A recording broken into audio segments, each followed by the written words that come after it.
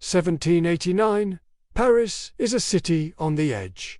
Bread is scarce, taxes are crushing, and whispers of rebellion echo through the narrow streets.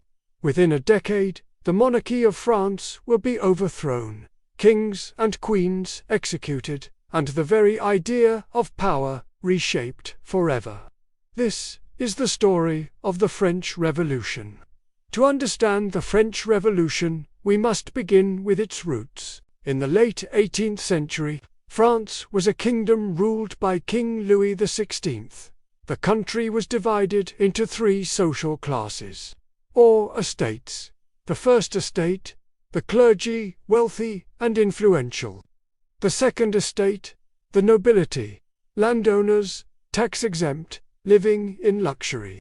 The third estate, everyone else, from merchants to peasants, about 98% of the population. The third estate carried the tax burden, yet had almost no political voice.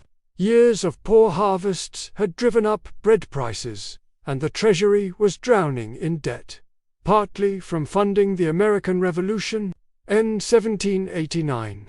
King Louis XVI called the Estates General, a rare meeting of all three estates to discuss France's financial crisis. But the third estate had had enough. They demanded fair representation, and when the king refused, they broke away, declaring themselves the National Assembly. In June, they gathered in a nearby tennis court and swore the famous tennis court oath.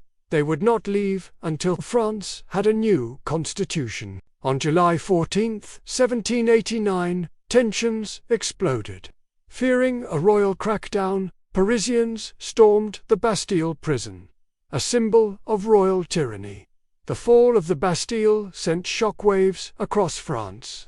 Peasants in the countryside rose up in what became known as the Great Fear, attacking noble estates. The National Assembly abolished feudal privileges and drafted the Declaration of the Rights of Man and of the Citizen, declaring liberty, equality, and fraternity as the guiding principles of France. But the king hesitated. His attempted escape in 1791 shattered any remaining trust. By 1792, France was at war with Austria and Prussia. Revolutionary leaders feared betrayal from within. The monarchy was abolished, and Louis XVI was put on trial for treason. On January 21, 1793, the blade of the guillotine fell on the king. 9 months later, Queen Marie Antoinette met the same fate. With the monarchy gone, the revolution entered its bloodiest phase. The Reign of Terror, led by Maximilien Robespierre and the Committee of Public Safety. Thousands were executed for being enemies of the revolution. Nobles, priests, even fellow revolutionaries fell to the guillotine. Fear gripped France. By mid-1794, Robespierre himself was overthrown and executed, ending the Reign of Terror.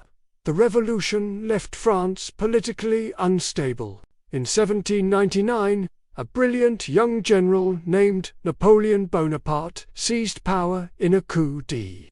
The ideals of liberty and equality had shaken the foundations of Europe.